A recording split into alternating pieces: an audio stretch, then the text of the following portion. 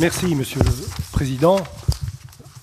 Madame et Monsieur les rapporteurs, Mesdames et Messieurs les sénateurs, tout d'abord, permettez-moi, puisque le moment s'y prête encore, de vous présenter mes vœux, des vœux sincères de bonne santé, et puis de réponses que vous apporterez aux besoins de confiance qu'expriment aujourd'hui nos concitoyens vis-à-vis de toutes les institutions. Et c'est dans cet esprit que je viens aujourd'hui devant vous à votre invitation, Monsieur le Président. Le 28 décembre, j'ai reçu le courrier par lequel vous me posez 6 questions relatives au passeport diplomatique de M. Benalla et aux activités privées que ce dernier, ainsi que M. Kras, auraient pu exercer du temps de leur fonction à l'Élysée. Dans ma réponse datée du 7 janvier 2019, j'ai indiqué ne pas pouvoir répondre de ma propre initiative à 2 questions sur 6 que vous avez bien voulu me poser. En effet, le 29 décembre, et vous l'avez rappelé, Monsieur le Président, le 29 décembre 2018, le procureur de la République de Paris a fait savoir qu'il avait ouvert ce même jour une enquête préliminaire suite à une saisine faite par M. Le Drian, le ministre des Affaires étrangères, une enquête préliminaire sur les chefs d'inculpation suivants: abus de confiance, usage sans droit d'un document justificatif d'une qualité professionnelle et exercice d'une activité dans des conditions de nature à créer dans l'esprit du public une confusion avec l'exercice d'une fonction publique ou d'une activité réservée aux officiers publics. Donc, le 29 décembre, le procureur ouvre cette enquête préliminaire.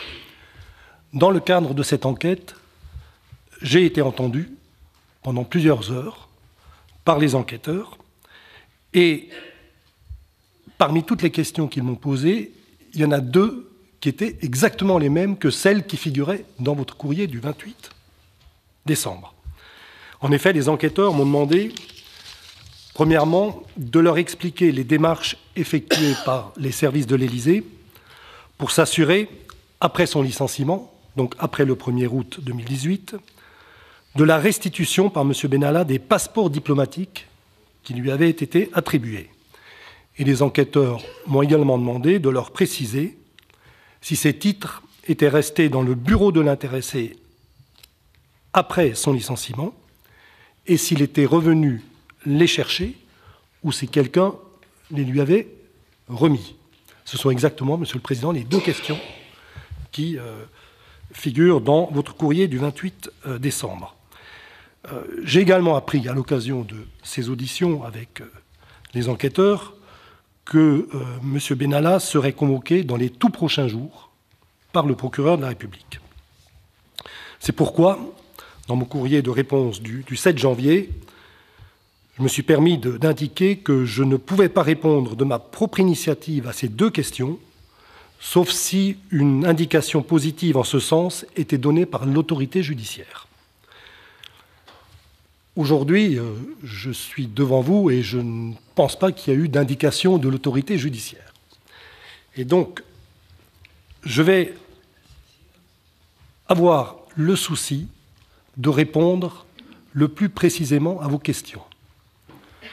Pour plusieurs raisons. La première, c'est que tout d'abord, j'ai un très grand respect pour l'institution que vous représentez. Et je crois que dans cette période troublée que traverse notre pays, il est extrêmement important que nos concitoyens voient que les institutions travaillent et s'occupent de l'essentiel. Je répondrai également à vos questions parce que je suis très attentif à ce que le contrôle parlementaire puisse effectivement fonctionner. Ça fait 40 ans que je sers l'État, je le sers loyalement. Respect des institutions et nécessité d'un contrôle. Cependant, vous comprendrez que dans mes réponses, je devrais veiller à ce qu'elles ne perturbent pas les investigations que mène actuellement le procureur de la République et qui va entendre dans les prochaines heures M. Benalla. Voilà ce que je souhaitais dire en propos liminaire, Monsieur le Président.